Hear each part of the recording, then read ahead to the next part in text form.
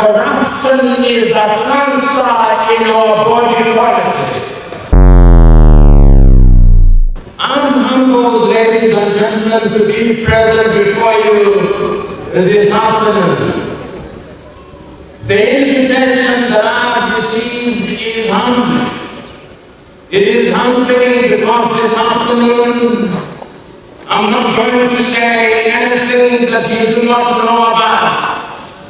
As I said earlier to the Commissioner, this afternoon, as we commemorate the day that the international community has set aside to give prominence to the fight against corruption, we are merely reminding ourselves that corruption is a cancer which we must fight. I have no doubt in my mind that the Commissioner and his team, that the President of the Republic and his cabinet, led by the Chief Minister, that the Honorable Chief Justice and the men and women that he leads in the judiciary, that other cabinet ministers and academics have talked about and against corruption time without number. The only value that I have as an outsider in Sierra Leone is to take this opportunity to make you uncomfortable and to remind you that indeed, because when you sit in a house, as I said a little earlier in the day, you get used to the things that you see in your house. One of the things that sometimes may have taken residence in your house may be a cobweb, and in the fullness of time you may assume that it has become a part of your furniture. I've come here to remind you that it is not.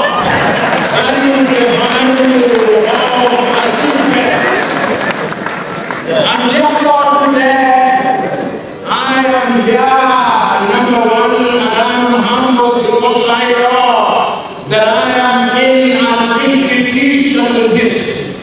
I remember long ago as a young student in the 1970s and the 1980s, when I started getting exposed to the history of Africa, one of the institutions that occupied the pride of place was the Fura Bay College. I remember so very distinctly that Fura Bay was an academic mecca, and many of the men and women who came here. I remember distinctly that it was a badge of honor when one visited and spent time at Fura Bay College. Those were the good old days. Those were the days when this center, the Adai Brother Center, that great African was given his eminence. I remember those days.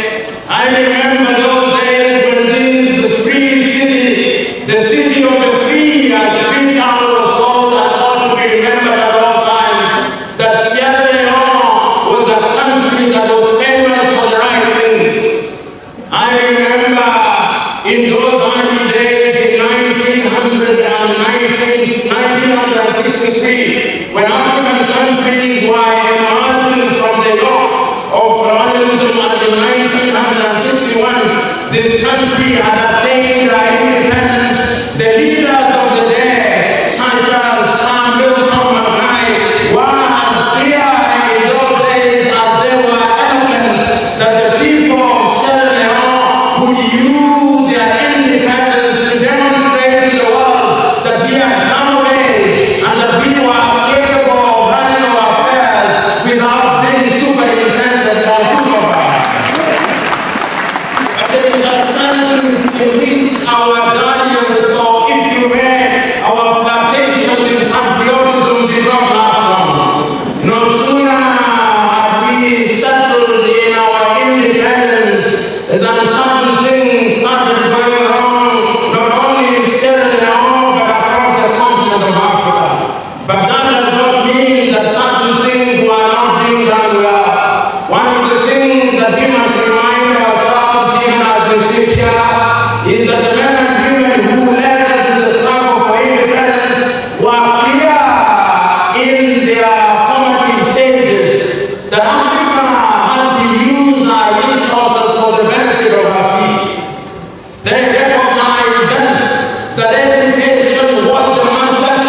key that would unlock the potential of Africa.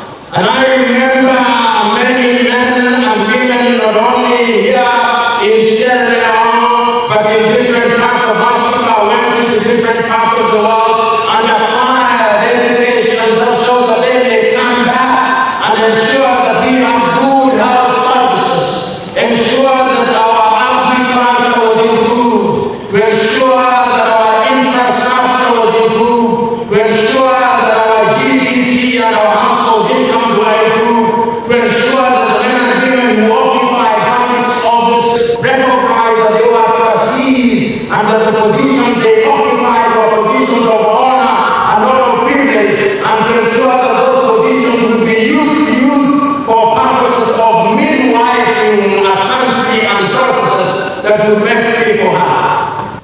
Those were the dreams that we had. Those were the dreams that we had in the 1960s. Those are the dreams that we thought would give meaning to our life. But no sooner had we settled than we started experiencing nightmares. And those nightmares were not confined to any African country. In those early days, I remember, and many of you here will remember, those who occupied public office did so and they loved it because they wanted to serve. In those early days when one was a Christian, we remembered the Christian injunction that thou shalt not reap where thou hast not sown. Those of you who are Muslims remember that the Quran was clear in its injunction that thou shalt not drive where thou did not spread. Those who are traditional spiritualists also remember that the injunction that required us to do good because it was good to be good. But after a short while, we started behaving as if we who are Christians, the Ten Commandments were merely 10 suggestions from God. We started behaving as if the Quranic injunctions were not to be obeyed. We started behaving as if our traditional lawyers had no meaning. We started to believe that primitive assimilation on an industrial scale was the thing that we should engage in. We started to use public office for personal benefit. We started behaving as if our country did not belong to us. The men and women that we gave the honor and privilege of serving us in public office became adept at theft, looting, and they looted, and when they looted, they did not keep the loot in their own countries. They kept them in little islands in different countries. They lost faith in their country. They presided over health systems that they did not believe in. They presided over education institutions which they did not believe in. They presided over agriculture and agricultural institutions which they did not believe in. They raped and raided our industries with the consequence that our country started to be. They started to make the environment so toxic that our young men and women no longer saw any hope. They started to create such a toxic environment that our young women and women just bored brilliantly, crossing oceans in order to go to Europe and America. They started creating an environment where our young men and women were humiliated at embassies when they were pursuing citizenship of other countries. And that is why the world then recognized that indeed corruption was a cancer in our body politic. The world recognized that we had no hygiene in our politics. The world started recognizing that we had to do something about corruption. And in the year 2003, the world met in Merida, Mexico, and came up with the United Nations Convention Against Corruption. And in Africa, we also recognized that corruption was a scourge in the affairs of Africans, and we came up with our own convention to deal with combating and preventing corruption. And we recognized that the fight against corruption required, number one, that we were educated against and about it, that it required, among other things, that we prevented and it reduced the opportunities for corruption, and that the men and women whose hands were caught in the till, and more often there were men more than women, and that those men and women were punished, but But yet, we saw that these men who occupied public office, when they occupied public office, they became larger than life, almost as large as death. And they undermined our very being as a people. And that is why the international community chose the 9th day of December as a day of reminding ourselves that corruption is a cancer in our body politic. So today, we are assembled here to dramatize our distaste for corruption. We are assembled here to remind ourselves that those of us who are talking about and against corruption, we ourselves are not without blame. We come here to remind ourselves that all of us, both in our guarded and unguarded moments, we have sinned and fallen short of the glory of both man and God, and that none of us is fit to cast the first stone. We are here to remind ourselves that we ourselves, by action or inaction, by omission or commission, we have participated in corruption in minor ways, and that we have come here to repent. We have come here to tell ourselves that we cannot participate in that. So we are present here today, not to philosophize about corruption. We are not going to define what corruption is. If there is any word that is understood in every language in the world, it is theft. We know a thief, not because thieves have horns on their heads, but we know that individuals who use public office for the purpose of private benefit are a danger to society. So if anybody thought that I would define what corruption is, I will disappoint you. I'm not a philosopher, and I do not have the gift of philosophy. Corruption is a bad thing. That is what I'm here to declare. I am here this afternoon not to intellectualize about corruption. I'm here this afternoon because corruption is a dangerous thing. If I was in an academic class, I would have analyzed the anatomy of corruption. But I'm not here to talk about the anatomy or the physiology of corruption. I'm merely here to say that corruption equals to theft, and theft is a bad thing.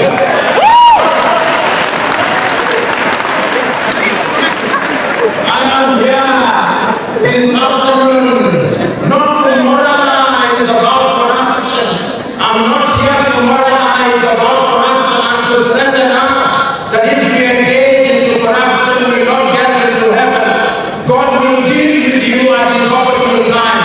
For the moment, I'm here to say that corruption is a dangerous thing, and before God deals with you, if you engage in corruption, we will deal with you.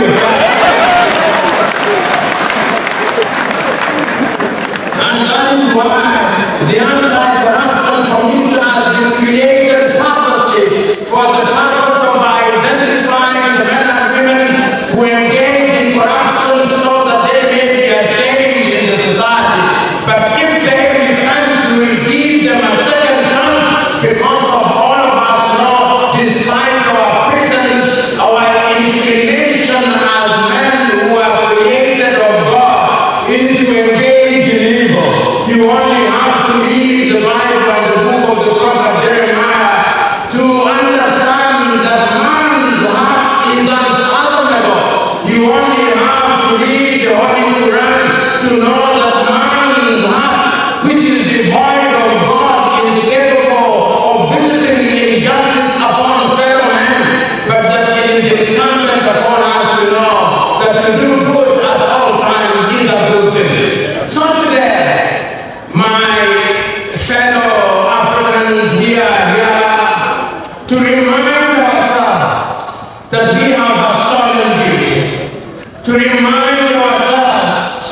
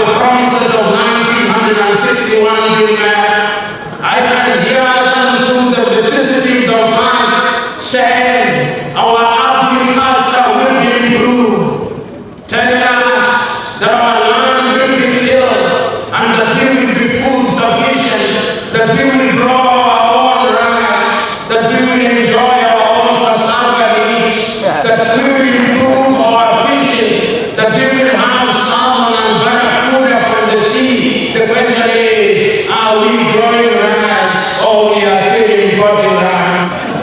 I can hear those leaders thinking through the vicissitudes of time and say how endowed Sierra Leone is, how Sierra Leone has diamond under her belly, how Sierra Leone has all minerals, how it would appear that all the hosts of heaven sat down in heaven and said, you Sierra Leone, you have all the minerals known to man, and they are asking the question, how have we used our minerals? How have we used our diamonds? This generation is asked that question, and they are asking, are the promises of 1961 real? And we discover to ourselves, they are not. We discover to ourselves that we have had regime after regime, not only in Sierra Leone but in different parts of Africa, who have used their public office not for the general good, but for personal good. The administration that you have today is only 8 months old. They have been in office, and it would be remiss on my part, and indeed on your part, if you are to judge the administration of President Julius. How can you judge a man who during the election said that he was running a marathon race, and then after 50 meters you judge him? Judge him not.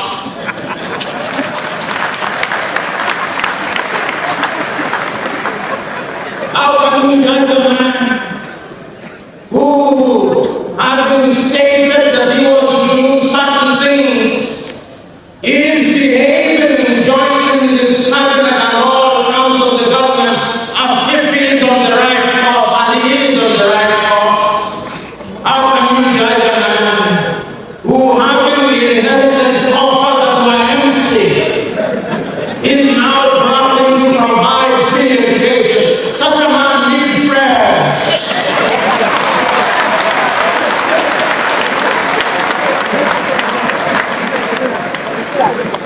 But prayer without action is superstition. So beyond the prayers, we who are gathered here, we who are Sierra Leone, have a duty to ensure that we work jointly with the government to achieve all that we need. The beauty is that this administration has recognized that one of the things that sits and stands in the way of the realization of the greatness of Sierra Leone is corruption. And one of the things that I recognize that is beautiful about what has happened here is that the present administration has recognized that there are men and women both resident in Sierra Leone and some who are resident in other parts of the world who have always had the desire and the inclination to come back home and serve the country. That is how I understand the invitation of the Chief Minister, who is a distinguished professor who has left the safety and calm of the academics to come into the uncertain world of politics, where there is only insults and abuse, so that he can serve Sierra Leone. That is how I understand my good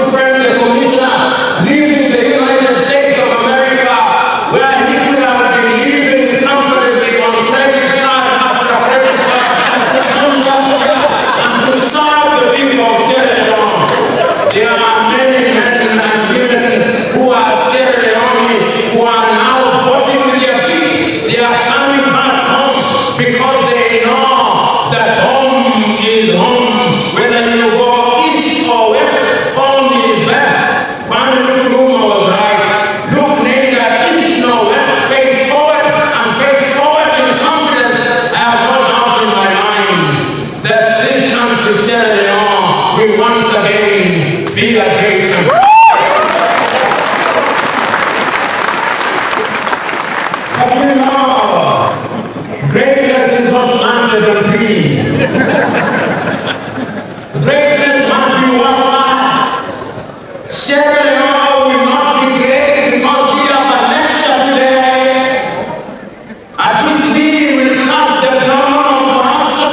There is no demon of corruption that we are going to cast and tell to go to hell. It will not happen. We must welcome each one of us who is present in this assembly and outside in different parts of Sierra Leone, and the Sierra Leone who are resident in the United States of America, in the United Kingdom, in different parts of Africa. Each one of you must take a solemn vow and to make the vow that until today I have held the mistaken view that it is only the role of the president and the cabinet to fight corruption, that I have since discovered that that is the wrong view, that I have long held the mistaken view that it is the duty of the Chief Justice of the Republic of Sierra Leone to fight corruption, that I have discovered that I have held the wrong view, that I have held the wrong view, that it is the duty of cabinet ministers to fight corruption, that I have long held the wrong view, that I have been mistaken in believing that the commissioner and 200 members of his staff are the only ones who can fight corruption among the 7 million people of Sierra Leone, that I have discovered that is the wrong view, that I have today received the revelation, that revelation that it is me who must participate in the fight against corruption. So today we have come here to remind ourselves that until now we have made a mistake. Today, when we leave here, we have to begin to fight corruption in the little ways that we can. It is the great Tanzanian President Mwalimu Julius Kambarage Nyerere who said, and I agree with him, it can be done, play your part. It can be done, play your part. Ask yourself, what is the part that you are playing? And we are not going to fight corruption by doing things that are dramatic. It is in little things. It is in little things such as when you find bottles here, when you are leaving, when you are taking water out of one bottle to draw today, don't say that God has blessed you and you take away 5 bottles. Only take what you need. Today, I'm saying that as you are walking in the streets of Freetown, when you eat a banana and employ people to collect baggage, you dispose of the banana peel. Today, when you go for a seminar which is sponsored by the government, don't suddenly remember that your child told you that she did not have a pencil and begin to engage on a pencil collection spree. Remind yourself that that is government soul. Today, when you are in a government department and you remember that you are going out for a seminar, you who is organizing the seminar, if the seminar can be held in Freetown, please hold it in Freetown. Don't go out in a different city in order to receive the Almighty Guardian. I'm reminding us that it is only in those little ways that we are going to fight corruption.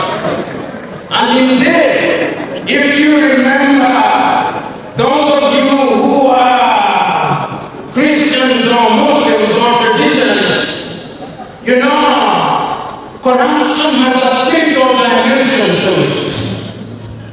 It is a spiritual dimension to it. His grace from the Lord, the bishop will tell you that every Sunday or Saturday, he prays that his flock may not engage in corruption.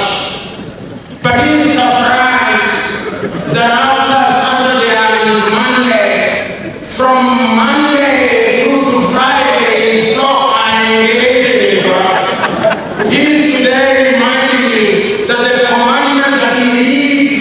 every other day to you are not suggestions from God. They are injunctions. So that when you say thou shalt not steal, please let all of us stop stealing. Because if we do that, we will ensure that Sierra Leone is a great country. The Imam here will tell you, for those of you who are Muslims, that when you get into battle like the Prophet Muhammad, peace be upon him, there will be no shortage of people who will still remain paying homages to the idols. There are no shortage of people who will want to undermine the good that you are doing. But we are the duty. It is a solemn duty. It is a duty that all of us can undertake. It is a duty that I think we have both the intellectual wherewithal to undertake. But I also want to remind you that in every country, as in different parts of the world, one of the things that is most difficult to do, particularly for those who are in the anti-corruption authority, when you are appointed as a member of the anti-corruption authority, it is one of the most thankless jobs on the earth. You lose friends. You are accused of every sin on earth except the crucifixion of Christ. Your friends will accuse you. Your brothers will accuse you. Your enemies will accuse you. But the truth is, when you are decided to do the right thing and you are convicted in your mind and heart that you are doing the right thing, surge ahead. Men will not praise you, men will not uplift you, but I have no doubt in my mind that one day out there in heaven, the God of heaven will say you did a good job. And that is what I'm asking all of us. You'll also discover that there are many people in the society who are Albert Einstein once said, for every solution you find, they create a problem.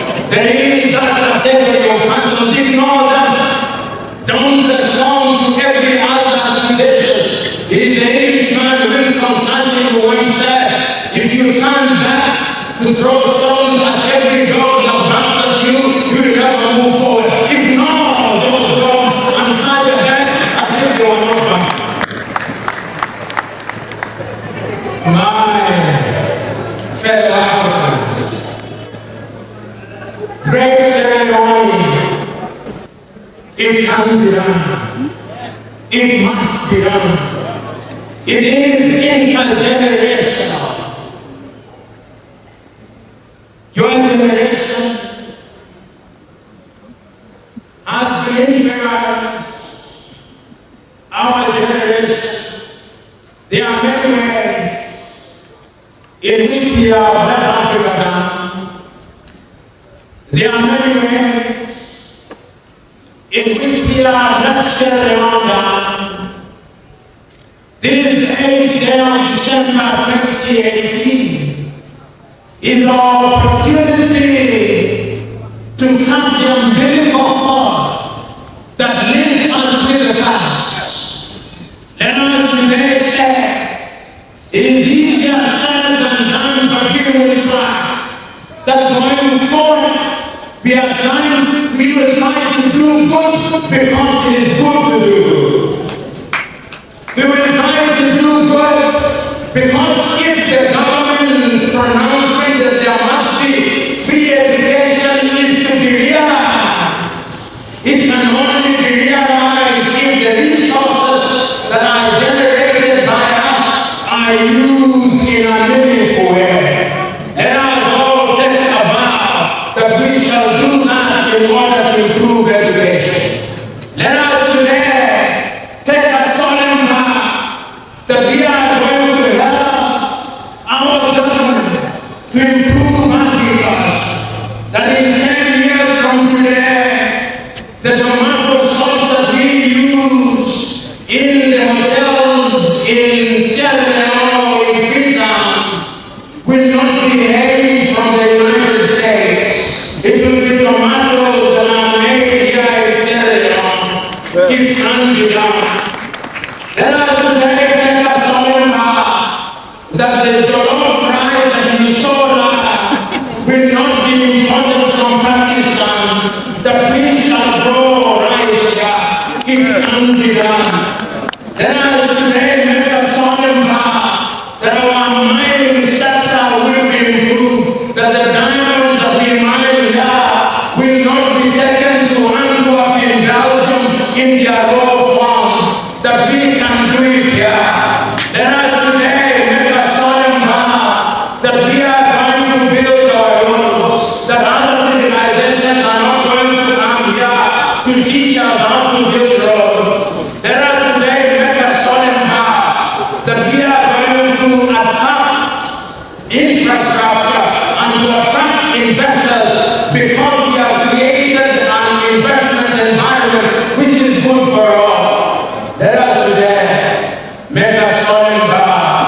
that in a few years' time, none of our young men and women are going to cross the Sahara Desert, that none of our young men and women are going to die in the Mediterranean Sea, that none of our young men and women are going to die anywhere because they are running away from their country. Let us today make a solemn vow that our men and women who are resident in other parts of the world because the environment being created was toxic are going to come back. Let us today make a solemn vow that we are going to educate ourselves on the ills again of corruption. Let us make a solemn vow that we are going to ensure that we prevent corruption. Let us make a solemn vow that the men and women who have stolen from us are going to be jailed. Let us make a solemn vow that what they have stolen from us will be brought back. Let us make a solemn vow that justice will prevail. Let us make a solemn vow that in 20 years' time, the anti-corruption authority will no longer exist because corruption will be the exception under the rule. As I conclude, allow me to look at Sierra Leone 100 years from today. Allow me to behave as if I was a prophet without the gift of prophecy. I am imagining to myself, if we fought corruption successfully, how will Sierra Leone look like 30 years from today, not 100 years from today? How will it? In my whole lifetime, I've seen South Korea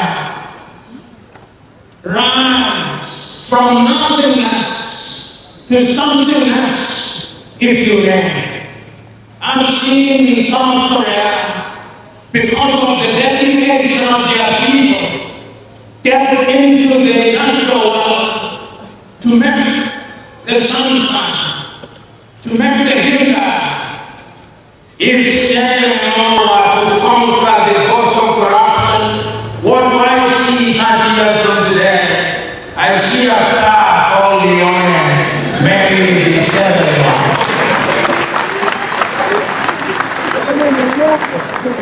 I see a mobile telephone called Salon, maybe Sierra Leone. I see good things coming out of Sierra Leone. It can be done. What do I see 30 years from today? If Sierra Leone were to eliminate corruption in the mining sector, I see Freetown becoming the world headquarters of Canada. I see women traveling from the United States of America, traveling from Africa, coming here at the Lumumba Airport. I see a bridge from Lumumba.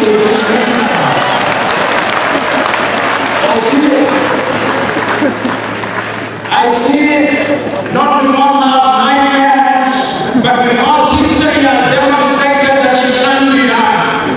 30 years ago, China had nothing. Today, the Chinese are everywhere. They are building stadia for us. They are doing everything. There is something to learn from the Chinese. Another thing is that a country can only be built by our people. As I look to the future, if Sierra Leone were to exploit our oceans, I see the barracuda in the ocean being fished and being filtered and being exported to the United States of America. I see that. I see the Leone, which now trembles before the dollar and the euro, starting firmly against the dollar on a rate of 1 to 1. I see that happen. I see that happening because it has been done by other civilizations, and there is no reason why